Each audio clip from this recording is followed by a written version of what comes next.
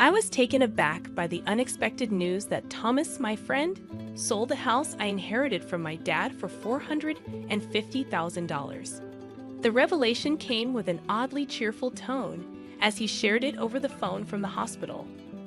To add to the surprise, he boldly announced that he's planning to embark on a trip with his mistress. The whole situation struck me as sheer madness, leaving me bewildered. I couldn't fathom why Thomas would sell the house with sentimental value and make such an announcement. The news about abandoning his family, including his daughter Elizabeth, was particularly shocking. Thomas expressed a nonchalant attitude towards leaving Elizabeth behind, stating that she had been getting on his nerves and acting high and mighty. His callous remarks about his own child enraged me. As I processed the shocking news of Thomas selling the house and abandoning his family for his mistress, a mix of anger and shock overwhelmed me. It felt like I might lose my mind. I felt a strong urge to intervene and prevent Thomas from hastily disposing of the house. My name is Lisa Johnson, a 37.5-year-old homemaker. Life with my husband Thomas and our 8-year-old daughter Elizabeth has been far from harmonious. Marital discord has been escalating for a while, with suspicions of Thomas's infidelity lingering for about a year. Despite lacking concrete proof, his behavior, such as frequenting bars after work, returning with a peculiar sense, and gifting expensive items not meant for me, raised concerns. I've been too afraid to confront him about his potential affair, unable to take any decisive action. Reflecting on our relationship, I recall the Thomas I fell in love with a decade ago. His kindness and sincerity initially drew me in, and our marriage seemed blissful. However, things took a turn for the worse around the time our daughter Elizabeth turned 1. Parenting became more challenging, and as a full-time homemaker, I sought Thomas's assistance with tasks like baths and meals. Yet his behavior and frequent outings began to change, leaving me bewildered about how our once happy marriage ended up in this tumultuous state. In the beginning, Thomas, perhaps aware of his role as a father, initially assisted with childcare as I requested. However, as it became a daily routine, he gradually developed resentment and stopped actively participating in parenting. He started expressing sentiments like, "This is your job as a stay-at-home mom. You should handle parenting on your own. What does a tired man like me have to help out after work?" Thomas's complaints were intense, leaving me and Elizabeth alone in the living room while he retreated to the bedroom. Dealing with Elizabeth's tantrums and struggling through the evening routine alone, Thomas's harsh words lingered painfully. His withdrawal from interacting with Elizabeth became more pronounced, even on his days off. When Elizabeth asked him to play, he responded dismissively, saying, "Playing is your mom's job. I'm busy." Thomas didn't consider Elizabeth's feelings, scolding her if she cried and blaming my parenting skills. To shield Elizabeth from his verbal abuse, we often retreated to our room and played together, just the two of us. There were times when I yearned for personal hobbies like reading or watching movies. However, living with Elizabeth around the clock left little time for myself, while Thomas indulged in his horse racing hobby. The situation felt unfair, but I couldn't complain as our household relied on Thomas's income. I felt a sense of helplessness and frustration as I found myself unable to change the circumstances that had persisted for 8 long years. Thomas's disinterest in parenting and his abusive language became a distressing pattern, a far cry from the caring and kind Thomas I knew before our marriage. Despite enduring this situation, I knew it was essential to provide for Elizabeth, and Thomas's income was crucial for our survival. One day, while drawing together, Elizabeth complimented my artistic skills and suggested that I pursue drawing as a job. Despite Thomas's contemptuous nature, Elizabeth had grown up to be honest, straightforward, and cheerful, the opposite of my more introverted personality. It was heartening to see her thriving at school, surrounded by friends, and even earning the favor of her teacher.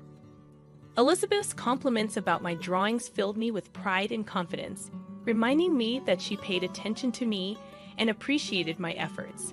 I was grateful for her positivity, which brought joy to our challenging family dynamics.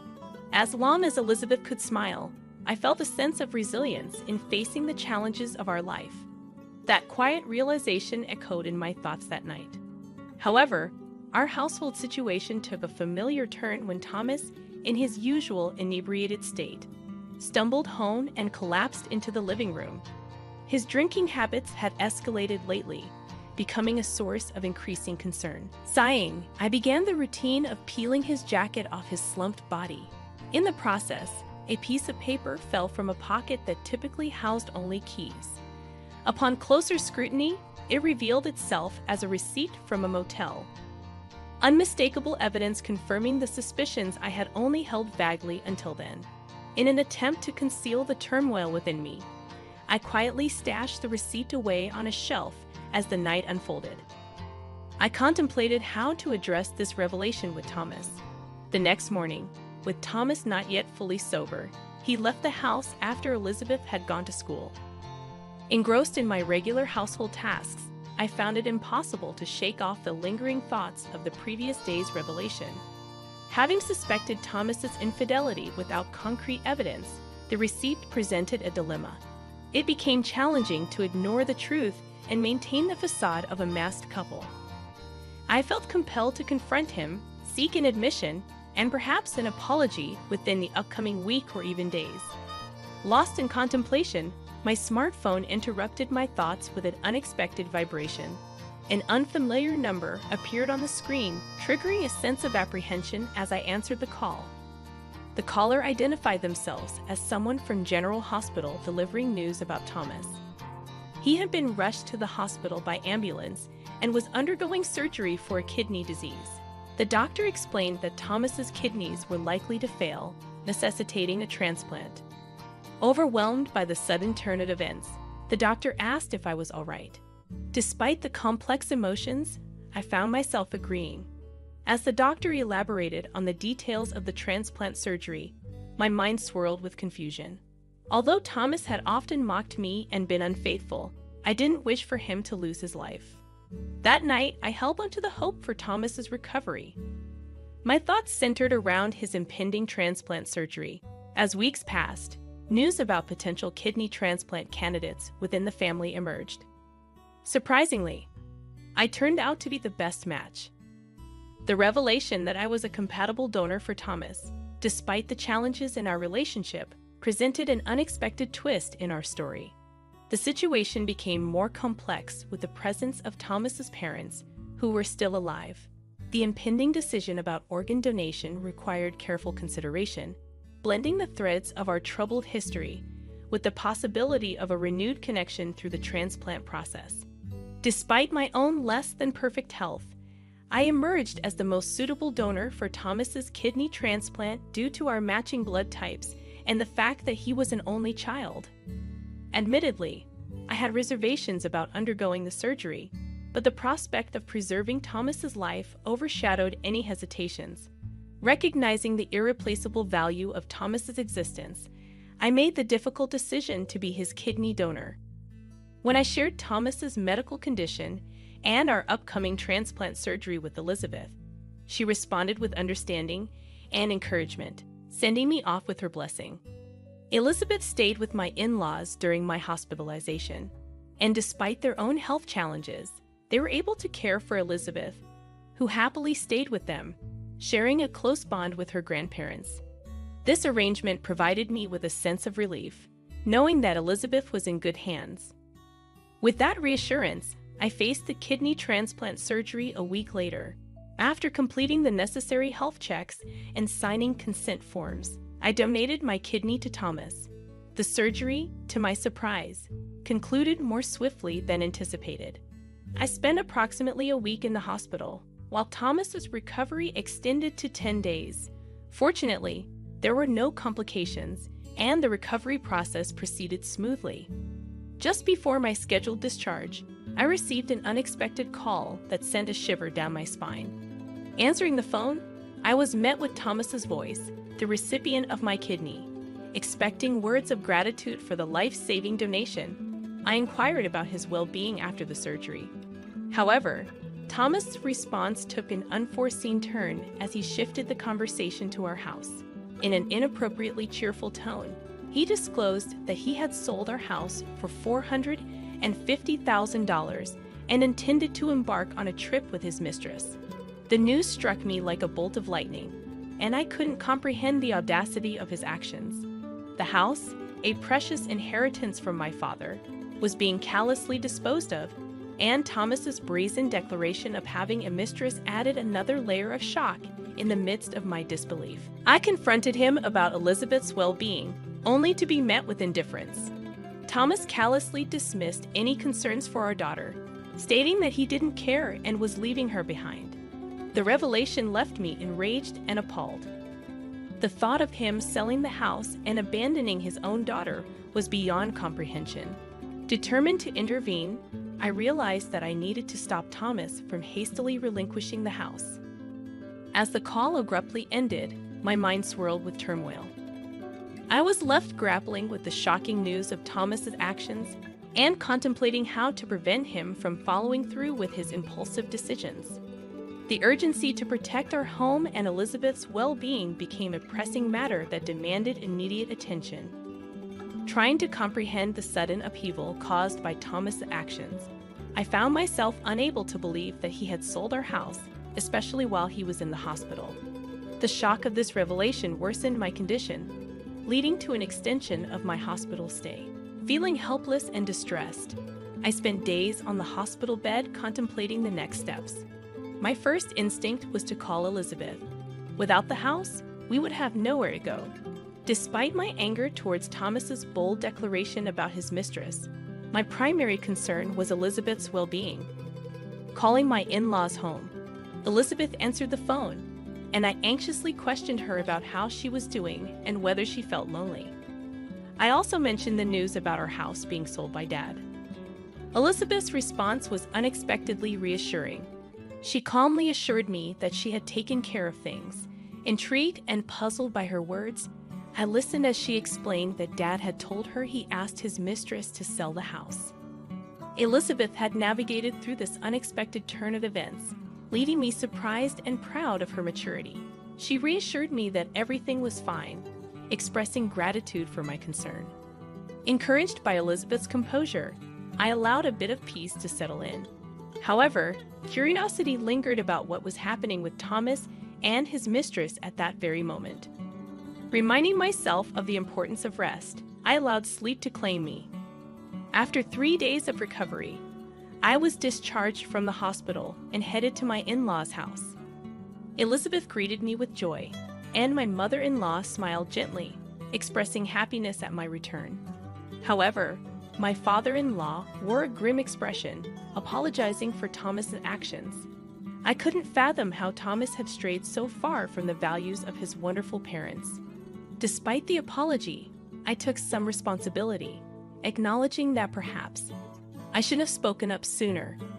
As the conversation progressed, my in-laws revealed that they wouldn't let Thomas have his way. Intrigued and somewhat anxious, Elizabeth and I attempted to head home. On our way, though, we encountered an unexpected scene in front of a realtor's office. There, we witnessed a familiar yet disheveled Thomas and an unknown woman, presumably his mistress, engaged in a heated argument. Dressed in sweatpants with unkempt hair, Thomas was visibly distressed, while the mistress, wearing a short skirt with a single high heel and a bare face, expressed frustration about the house not being sold and the canceled purchase of $450,000. The chaotic scene unfolded before us, adding another layer of complexity to an already tumultuous situation. Thomas's enraged stomping and his mistress's screeching drew shocked looks from passersby. Elizabeth and I, equally surprised, approached them, seeking an explanation. Upon questioning Thomas about his actions, he and his mistress were visibly taken aback, gasping in surprise. Accusations were immediately thrown our way, with Thomas suggesting that I must have talked the buyer out of the deal. Dismissing their baseless claims and instinctively shielding Elizabeth behind me, I faced their accusations. The realtor, confused by the unfolding drama, reacted with disbelief upon learning that I was Thomas's wife. The cancellation of the house purchase had disrupted their plans, and Thomas, pointing at his mistress, claimed to still have debts from the money he spent on her. It slowly dawned on me that Thomas' intention was to sell the house to settle debts incurred for his mistress and secure a new place for both of them. The realization hit me like a wave. Thomas was fully aware that the house was a precious inheritance from my father. To think he would disregard Elizabeth and me, attempting to seize my most valuable asset, was beyond belief. Anger welled up within me as I confronted Thomas. Despite the critical situation, he continued to hurl insults, displaying a complete lack of decency. I pointed out the audacity of him trying to sell my house without discussion, emphasizing that I was the rightful owner. My anger intensified as I questioned whether he had forged documents to proceed with the sale. Furthermore, I revealed a surprising twist. Thomas had been bad-mouthing the supposed buyers of the house, unaware that they were his own parents. The revelation about my in-laws' involvement came from Elizabeth, who had spoken to them about Thomas's misdeeds. Infuriated by their son's actions, my in-laws decided to intervene to protect both Lisa and their good-hearted granddaughter Elizabeth. Elizabeth stepped forward confidently, explaining that her grandparents were well aware of the house's significance to me and disapproved of its easy sale. In a strategic move, they had pretended to buy the house before anyone else could. Thomas, desperate and defeated, unleashed a vulgar laugh and lashed out at Elizabeth and her grandparents. However, Elizabeth remained unfazed by his verbal assault, and in response, I retrieved a piece of paper from my bag and thrust it under Thomas's nose, ready to confront him with undeniable evidence. The unfolding drama showcased the complexities of family dynamics and the lengths one would go to protect the ones they love. Brandishing the divorce papers, I confronted Thomas with a resolute declaration: I want a divorce. However, instead of acknowledging the gravity of the situation, Thomas snorted and scoffed, questioning my ability to live without him. Unfazed by his arrogance, I decided it was time to dispel his misguided assumptions. Determined to shatter Thomas's illusions, I calmly informed him that I had a plan. You needn't worry. I'm going to receive a lifetime gift from your parents, I declared. The mention of a lifetime gift left Thomas and his mistress bewildered. I went on to explain that my in-laws, recognizing their declining health, wished to give me a portion of their assets before it was too late. Initially, I suggested that such a gift should go to Thomas. However, my in-laws insisted that I, as the one who had given them a lovely granddaughter, were more important to them than a son who couldn't even express gratitude for a life-saving organ donation. Grateful for their generosity, I accepted the lifetime gift, leaving Thomas pale and agitated. Outraged by the turn of events, Thomas protested, calling it dirty and unjust. He threatened to take the matter to court, but I calmly reminded him that it was his fault for spending all that money, and his parents had made a justified decision. Dismissing his threats, I questioned whether he even had the financial means to go to court, highlighting the consequences of his past betrayals. Closing the distance to Thomas and delivering the final blow, I made it clear that every penny of compensation for emotional distress and child support would be sought. Unleashing a stern warning, I stated that if he couldn't pay, I would chase him to the ends of the earth to collect. Thomas, desperate and shaken, begged for forgiveness, but it was too late. Glaring at him with unwavering determination, I declared that I would pursue every avenue to hold him accountable for insulting Elizabeth and me. As Thomas and his mistress screamed and ran away, the realtor who had witnessed the entire confrontation expressed gratitude for the resolution. Acknowledging the awkwardness of the situation, I apologized for any trouble caused, ready to move forward with the next chapter of my life. Taking Elizabeth's hand, we headed home, and she expressed gratitude for standing up for her. A smile adorned Elizabeth's face, and in that moment, I made a silent vow to protect her for the rest of our lives. The divorce from Thomas unfolded without any significant issues, marking the end of a long-suffering marriage. Surprisingly, it was almost anticlimactic, prompting me to reflect on why I had endured everything until now. It became apparent that Thomas had invested a considerable amount of money into his affair and had resorted to borrowing funds from various sources. His mistress eventually left him, citing an inability to be with such a financially troubled man. Misfortunes seemed to converge for Thomas as his company had to cut back on staff due to a decrease in sales caused by material shortages. Working in the factory, Thomas was among the first to be laid off.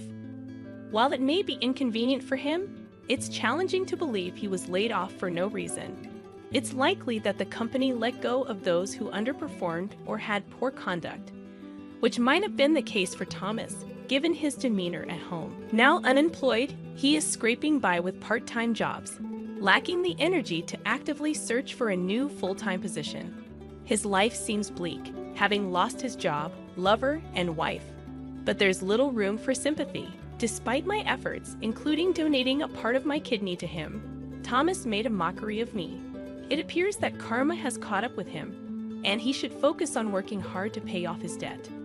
As for me, I've started doing illustration work, utilizing the assets I inherited from my in-laws. Initially inspired by Elizabeth's compliment about my drawing skills, I have received positive feedback from clients who appreciate the meticulous and skillful nature of my work.